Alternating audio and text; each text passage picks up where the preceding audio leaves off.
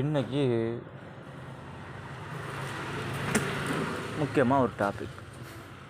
என்ன டாபிக் அப்படின்னா, சீரியல்லாம் பார்த்துருப்பீங்க, டிவி சீரியல்லாம் பார்த்துருப்பீங்க. அதில் சில கண்டென்ட்ஸ் உள்ள வச்சுருப்பேன். ஒவ்வொரு ப்ரோக்ராமையும் எப்படி ரெடி பண்ணணுங்கிறதுக்கு தகுந்த மாதிரி ரெடி பண்ணி வச்சது தான். அப்படியே ரெடி பண்ணி வச்ச ப்ரோக்ராமில் ஒன்று தான் நீயா நானா. என்னம்மா இப்படி பண்ணுறீங்களேம்மா அந்த ப்ரோக்ராமும், அந்த ப்ரோக்ராமில் நடித்தவங்களுக்கும் அதே இதில் இன்னொன்று வச்சுருந்துருப்பேன். திமிரு பிடிச்சவன் படத்தில் கூட அவங்கள ஒரு கேரக்டராக கொண்டு வந்திருப்பேன். அதுவும் பார்த்துருப்பேன். சரி, அதெல்லாம் அப்புறம் இருக்கட்டும். இப்போ இந்த டாபிக்ஸ் மெயின் என்னவோ அதுக்கான விஷயத்த சொல்கிறேன். நீயா நானா அப்படிங்கிற மாதிரி ஒரு கேள்வி. அதில் இன்றைக்கி கேட்கப்பட்ட கேள்வியில் விஷயம் என்ன அப்படின்னா, மாமியார் மருமகள். யாருக்குன்னே நான் முதல்ல சொல்லியிருக்கேன், போன பிறவியில் முத்த மகளாக வந்தவங்க தான் மாமியார் மருமகளாக வர்றவங்க. அதுக்கு பேர் தான் மருமகள். மறுபிறவியில் வரப்போட மகள் அப்படின்னு அர்த்தம். மறுபிறவியில் வரப்போகிற மாமியார் அப்படிங்கிறது அர்த்தங்கிறது எதிர்தரப்பு நபர்களை குறிக்கிறது. அதான் நீயா நானா அப்படிங்கிற மாதிரி. இது மருமகனையும் குறிக்கும், எல்லாருமே நிறைய விஷயங்களை அதை குறிக்கக்கூடியது. இதில் என்ன ஒரு முக்கியமான விஷயம் அப்படின்னா, புரியாத தற்குறி மனிதர்கள்லாம் நிறைய பேர் இருப்பாங்க. அவங்க புரிஞ்சுக்கிற மாதிரியான சில விஷயங்கள் அதுக்குள்ள அடங்கிடும். என்ன அப்படிப்பட்ட விஷயம், என்ன சுவாரஸ்யமான விஷயம் அப்படின்னு சொல்லி கேட்டால், இன்றைக்கி டாப்பிக்கில் நிறைய விஷயங்கள் பேசியிருப்பீங்க. அதுக்கான கருத்துக்கள் இப்போக்குள்ள நிறைய விஷயங்கள் பகிர்ந்துருப்பீங்க. ஆனால் அதில் என்ன ஒரு விஷயம் அப்படின்னு சொன்னால், மருமகள் ஒரு விஷயம் பேசுவோம், மாமியார் ஒரு விஷயம் பேசுவோம். அப்படி பேசும்போது ரெண்டு தரப்புமே வாக்குவாதங்கள் நடந்துகிட்டே இருக்கும். ஏன் எதனால நடக்குது அப்படின்னு சொல்லி கேட்டால், அவங்க செய்ய வேண்டிய போன பிறவியோட கடமைகளை இந்த பிறவியில் செய்யலைங்கும் போது அதுக்கு தகுந்த மாதிரியான மருமகள் வர்றதும் மாமியார் வர்றதும். ஆக்சுவலாக சொன்னோம்னா அவன் மதர் அண்ட் டாட்டர் தான் அப்படிங்கிறது தான் அது உண்மையான விஷயம். ஆனால் அதுக்கு எதிர்த்தரப்போ அவங்களுக்குள்ள நடக்கக்கூடிய ஒரு முக்கியமான விஷயந்தான் அங்கே செயல்படும். அது எப்படிப்பட்ட விஷயங்கள் செயல்படும் அப்படின்னு சொல்லி கேட்டால், த ராங் அண்ட் டால்கிங் சிஸ்டத்துக்குள்ளே செயல்படும். இப்போ அவங்க படிக்காதவங்களாக இருப்பாங்க, மருமக படித்தவங்களாக இருப்பா. அப்போ படிக்க வச்சவங்க புரிஞ்சுக்கிட மாட்டாங்க. அப்படிங்கிற மாதிரி அன்கண்டிஷ்னல் கேட்டகரிஸோட பேடு பிஹேவியர்ஸ்லாம் அந்த இடத்துல சில விஷயங்கள் அங்கே செயல்படும். அப்போ அந்த பேட் அண்ட் பர்சன்ஸோட கேட்டகரிஸ்லாம் ஒரு இதுக்கும் பிரயோஜனம் இல்லாத ஒரு கேட்டகரிஸ்குள்ளே செயல்படும். எப்படி இதை உங்களுக்கு தெளிவாக சொல்லணும்னா, நீயா நானா அப்படிங்கிற மாதிரி தான் இருக்கும். புரிதல் இல்லாத செயல்பாடுகளுக்குள்ளே அவங்களோட செயல்பாடுகள் இருக்கும். அந்த புரிதல் இல்லாத செயல்பாடுகள் அவங்களுக்கு மிகவும் ஒரு கிரிட்டிக்கல் விஷயத்தை கொடுக்கும், ப்ராப்ளத்துக்குரிய ஒரு விஷயத்தை கொடுக்கும். ப்ராப்ளத்துக்குரிய விஷயங்கள் அவங்களாக தான் உருவாக்கிக்கிட்டது. எப்படின்னா, நீ பெரிய ஆளா நான் பெரிய ஆளா, நீ சொன்னால் நான் கேட்கணுமா, நான் சொன்னால் நீ கேட்கணுமா அப்படிங்கிற மாதிரியான கிரிட்டிக்கல் விஷயத்தை உருவாக்கி விட்றோம். இந்த கிரிட்டிக்கல் விஷயம் எந்த விஷயத்துக்குள்ளலாம் அவங்களுக்கு பிரச்சனை கொடுக்குன்னா, கணவன் மனைவிக்குள்ள பிரச்சனைகளை கொடுக்கும், குழந்தை குட்டிக்குள்ள பிரச்சனை கொடுக்கும், மாமியார் மருமகளுக்குள்ள நிறைய கருத்து வேறுபாடுகள் பிரச்சனைகளை கொடுக்கும். இப்படி ஏகப்பட்ட பிரச்சனைகளை கொடுக்கும். பொதுவாக சொன்னோம்னா அவங்க அத்தை நீ செத்த அப்படிங்கிற கதையாக, அத்தைனாலே நமக்கு ஒரு ப்ராப்ளமாக தான் இருக்கும் எப்போவுமே. ஆனால் அதை புரிஞ்சுக்கிட்டு நடக்கக்கூடிய விஷயங்களை நம்ம கற்றுக்கணும். மருமகள் அப்படிங்கிற அவளுக்கு அடுத்த பிறவியில் வரக்கூடிய மக அப்படிங்கிறா. இந்த பிறவியில் இவளுக்கு நமக்கு ஏதாவது ஒரு சிக்கலை நம்ம உருவாக்கிட்டோம்னா அடுத்த பிறவியில் இந்த குதிமம் நமக்கு வச்சு சம்பவத்தை பண்ணிடுவா அப்படிங்கிறத நம்ம தெரிஞ்சுக்கணும், புரிஞ்சுக்கணும். அப்போ அதை புரிஞ்சுக்கிட்டோன்னா அதுக்கு தகுந்த மாதிரி நம்ம செயல்பாடுகளை வாழ்க்கையில் நடத்திக்கணும். அதுக்காக அவங்கள ஒதுக்கியே வச்சிடக்கூடாது. அப்படியே தட்டி கொடுத்து அப்படியே ரைட்டு ஆமாம் ஆமாம் ஆமாம் ஆமாம் ஆமாம் அப்படி இப்படின்னு பாராட்டி விட்டுட்டு அப்படியே நைஸ் போல் தான் வேலைகளை பார்த்துக்கிட்டு தனக்கான காரியங்களை வின் பண்ணிக்கிட்டு போகணும். தவறான விஷயங்களை சொல்ல, குட்டான விஷயங்களை நீ உன் மாமியார் ரொம்ப நல்லவளாக இருந்து நீ கெட்டவளாக இருந்து கெட்டதான விஷயங்களை செஞ்சேன்னா உனக்கு அது எதிர்மறைத்தன்மையை உருவாக்கி அதுவே உனக்கான அழிவை கொடுத்துடும். அதையும் நீ தெரிஞ்சுக்கணும். மருமகளாக இருந்தாலும் சரி மருமகனாக இருந்தாலும் சரி யாராக இருக்கட்டுமே பொதுவாக. ஸோ அவங்கள நம்ம பார்க்க வேண்டியதுங்கிறது நம்ம கடமைன்னா ஒர்க்கா செஞ்சு முடிக்க வேண்டிய வேலைன்னு வச்சுக்கேன். அது வந்து ஒரு ஒர்க்கபிள் சிஸ்டமாக நம்ம யோசித்து பார்த்தோன்னா அது நமக்கு சரி இதோ நம்மளோட வேலை தான் இது தூரம் அந்த வேலையை செஞ்சு முடிச்சுட்டு அடுத்த வேலையை பார்ப்போம் அப்படின்ட்டு. இல்லை சார், கண்டினியூவாக கொடுத்தாங்க அதுக்கு தகுந்த மாதிரி வேலையை அதுக்கு தகுந்த மாதிரி செஞ்சு முடிச்சு தூக்கி தூரம் வச்சுட்டு போயிட்டே இருக்கும். அதை நீ ப்ரெஷராகவோ உனக்கான ஒரியாவோ நீங்கள் எடுத்துக்கிட்டிங்கன்னா ரொம்ப உங்களுக்கு தான் ரொம்ப வேதனைகளாக இருக்கும். எதுக்காக இதை சொல்கிறேன் அப்படின்னா, நீ வாழ்ந்தது உன்னோட மதர் அண்ட் ஃபேமிலியில் வாழ்ந்திருப்ப. இப்போ அப்பா அம்மா அவங்களோட லைஃப் ஸ்டைல் வேறு மாதிரி இருக்கும், இவங்களோட லைஃப் ஸ்டைல் வேறு மாதிரி இருக்கும். லைஃப் ஸ்டைல்னு எதுக்காக சொல்கிறேன்னா, அவங்களோட வாழ்க்கை முறைகள் வேறு மாதிரி இருக்கும். இதில் இவங்கள சிலரை கொஞ்சம் அளவு தான் திருத்த முடியும். எல்லாரையுமே திருத்த முடியாத கேரக்டரில் நிறைய கேரக்டர் இருப்பாங்க. அப்போ திருத்த முடியாத கேரக்டரை நம்ம பெருசாகவே எடுத்துக்கிடவே கூடாது, கண்டுக்கிடாமல் விட்டுட்டே போயிட்டேணும். ஏன்னா அதுக்கு நமக்கு எப்போவுமே இடையூறு கொடுக்கக்கூடிய கேரக்டருக்கு அதெல்லாம் தூர தள்ளி விட்டுட்டு போயிட்டே இருக்கும். அதெல்லாம் வாழ்க்கையில் உருப்படாத கேரக்டருக்கு அப்படிங்கும்போது அதை கண்டுக்கிடாமல் நம்ம பாட்டுக்கு நம்ம ஒர்க்கபிள் என்னவோ அதை மட்டும் பார்த்துட்டு போயிட்டே இருக்கணும். ஏன்னா அது எப்போவுமே நமக்கு இடையூறு கொடுத்துட்ருக்கும்.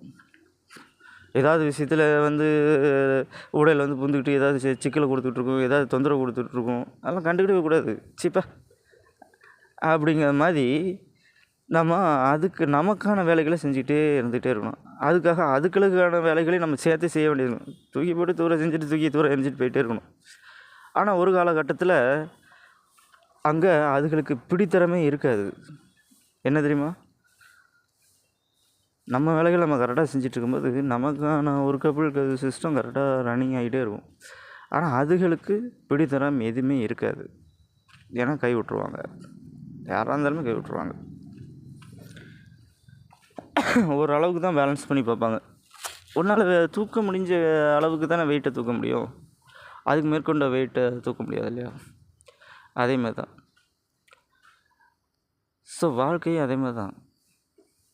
இதை ரெண்டு தரப்புமே புரிஞ்சுக்கணும். மருமகளும் சரி மாமியாரும் சரி, மருமகளும் சரி மாமியாரும் சரி, யாராக இருந்தாலுமே. இது அவங்களுக்கு மட்டும் சொல்ல, ஹஸ்பண்ட் ஒய்ஃபு எல்லாருக்குமே பொதுவாகவே சொல்லணும். ரெண்டு தரப்பில் ரெண்டு பேருமே ஈக்குவலாக இல்லைன்னா எந்த விஷயத்துலையுமே வேலைக்கு ஆகாது. ரெண்டு பேருக்கான காரியமும் கெட்டு போயிடும், ரெண்டு பேருக்கான தேவையும் பூர்த்தி இல்லாமல் போயிடும், ரெண்டு பேருக்கான விஷயங்களும் நிவர்த்தி இல்லாத போயிடும். இந்த விஷயத்தில் வந்துட்டு சரியா? இந்த பாட்டை கேள்விப்பட்டிருப்பீங்க. அந்த பாட்டு உங்களுக்கு ரொம்ப பிடித்தமான ஒரு சாங்காக கூட இருக்கும்.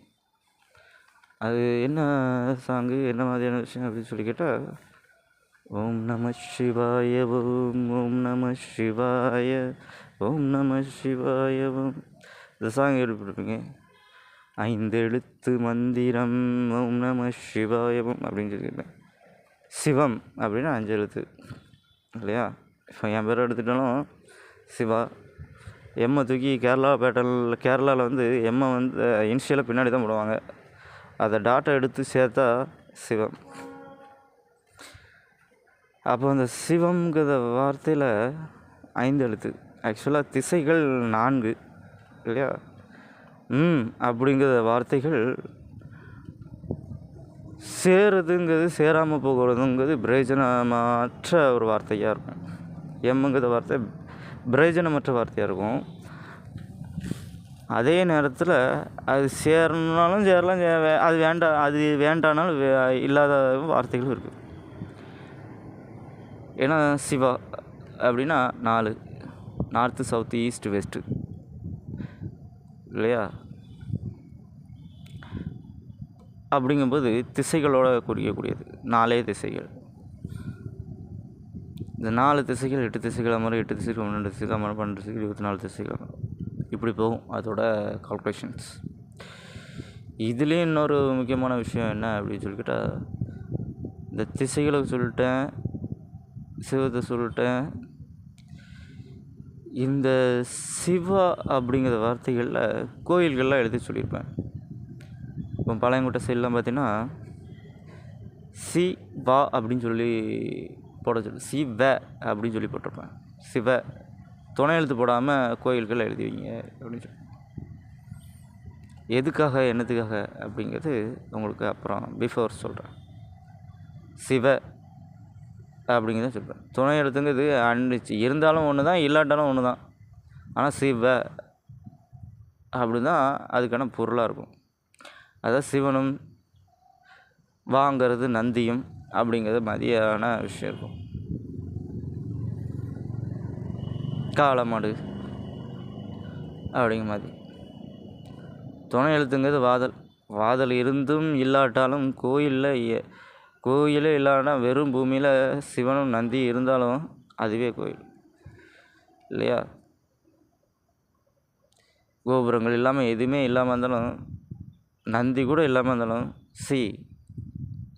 சி அப்படின்னா கவனி, சி யூ கேன் சி பாரு அப்படிங்கிறது மாதிரி கவனிக்கக்கூடிய முக்கியமான விஷயமா இருக்கும். அதே கோயில் பக்கத்தில் இப்போ நான் ஜான்ஸ் காலேஜ் படிச்சேன்னா அந்த இடத்துல ஒரு சர்ச் இருக்குது. தண்ணிட்டாங்க ஒட்டினாப்புல அந்த டேனிக் திரும்பும்போது ஒரு சர்ச். அந்த சர்ச்சை கட்ட சொன்னதும் நான் தான். ரீப்ரொடக்ஷன் புனித அந்த கோயிலுங்கிற மாதிரியான ரெடி பண்ணி வச்சுருப்பேன். இதை மட்டும் ரெடி பண்ணாங்க. ராமர் கோயிலையும் கட்ட சொன்னதும் நான் தான். உங்களுக்கு அதுக்கு எவிடன்ஸு கேட்பீங்களா? இங்கே கேட்டிருக்க திருநெல்வேலியில். அப்போ ராமர் கோயில் கட்டினது யார்? கெட்ட செய்தது யார் அப்படிங்கிறது உங்களுக்கு தெரியுமா? அதுக்கான ப்ராஜெக்ட், அதுக்கான ஒர்க்கை யார் கொடுத்தா? அதுக்கான ஜட்ஜ்மெண்ட்டை யார் கொடுத்தா? அப்போ பள்ளிவாசலை எங்கே சார் கட்டுவோம்? திருநெல்வேலி கட்டப்புறம் அப்படிங்கிறது தான் விஷயம்.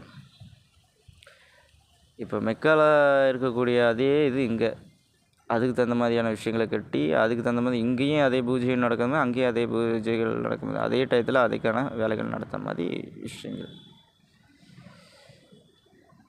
உங்களுக்கு தகவல் தெரியாது இல்லையா? தெரியாத பட்சத்தில் சொல்கிறேன். ஸோ இங்கே இருக்கக்கூடிய அந்த சர்ச்சை டைப் சொல்லிச்சு. அதே பக்கத்தில் அதுக்கு நேர் அந்த ஒன்று பார்த்தீங்கன்னா, அந்த சர்ச்சுக்கு ஜான்ஸ் காலேஜுக்கு பக்கத்தில் அப்படியே டேர்னிங் திரும்பினா சர்ச்சுக்கு பின்னாலேயே பார்த்தீங்கன்னா சிவன் கோயில் இருக்கும். அதில் தான் சிவ அப்படின்னு எழுதியிருப்பேன். நீ அதை பார்த்தீங்கன்னா உனக்கு தெரிய வரும். அது மட்டும் இல்லை, இன்னும் இருக்குது. எல்லா கோயிலும் சிவ அப்படின்னு சொல்லி எழுதியிருப்பாங்க. இது எதுக்கு இந்த தகவலை நான் இப்போ சொல்கிறேன் அப்படின்னு சொல்லி கேட்டால், என்னென்ன விஷயங்கள் கடவுள் இந்த உலகத்தில் செஞ்சாரோ, இந்த சிவா செஞ்சனோ அதான தகவல்லாம் உங்களுக்கு தெரியும் இல்லையா? மக்களுக்கும் அது தெரிஞ்சுக்கிற மாதிரி தான் அவங்களுக்கு பதில் சொல்கிறேன். அது திருநெல்வேலியில் இருந்துட்டு அதுக்கான பதில் சொல்கிறேன். இன்னும் உலகத்தில் ஒவ்வொரு இடத்துக்கு போகும்போது அதுக்கான தகவல்களை பகிர்றதுக்கான டைம் வரப்போகுது. அப்போ அதுக்கான விஷயங்களையும் சொல்கிறேன். என்னோடய ஒர்க்கு பெருசு, அதனால தான் என்னோடய இன்டர்நேஷ்னல் இதெல்லாம் எல்லாத்தையும் கொடுப்பேன். ரிஸ்க்கு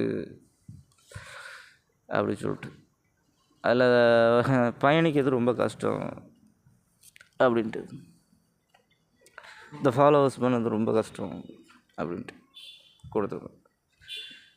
ஏன்னா டேஞ்சர் சூழ்நிலை போனவங்களும் நிறைய பேர் இருக்காங்க, காப்பாற்ற முடியாத சூழ்நிலை போனவங்களும் நிறைய பேர் இருக்காங்க. கரெக்டாக நடக்காதவங்களுக்கு ராங்காக தான் எல்லாம் நடக்கும். அது அவங்களுக்கு டேஞ்சர் ஆகிரும்.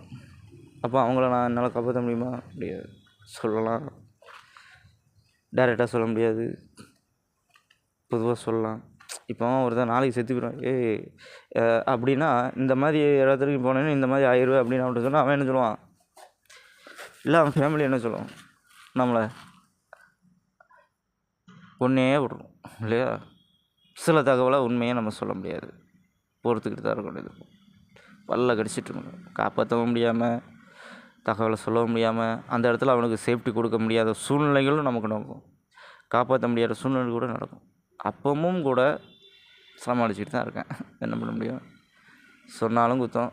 இவன் சொன்னனால தான் அப்படி ஆகிப்போச்சு, என் பிள்ளையோட வாழ்க்கை அப்படி ஆயிடுச்சு, இவன் சொன்னனால தான் இறந்து போயிட்டான், வச்சுட்டான், அப்படி இப்படின்னு சண்டைக்கு வந்துடுவாங்க இல்லையா? இது பொதுவாக இருக்கக்கூடியது.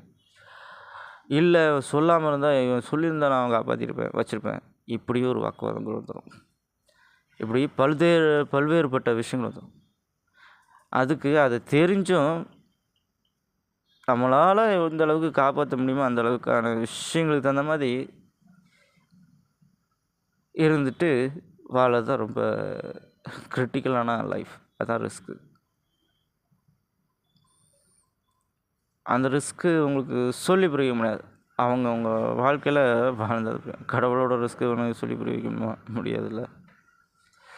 அதுக்கு தகுந்த மாதிரி தான் உங்களோட வாழ்க்கைகளும் மக்களோட வாழ்க்கைகளும். சரி, anyway, have a nice day. சில கருத்துக்கள் காலங்களுக்கு ஏற்ற மாதிரி நான் பகிர்றேன். பாய்.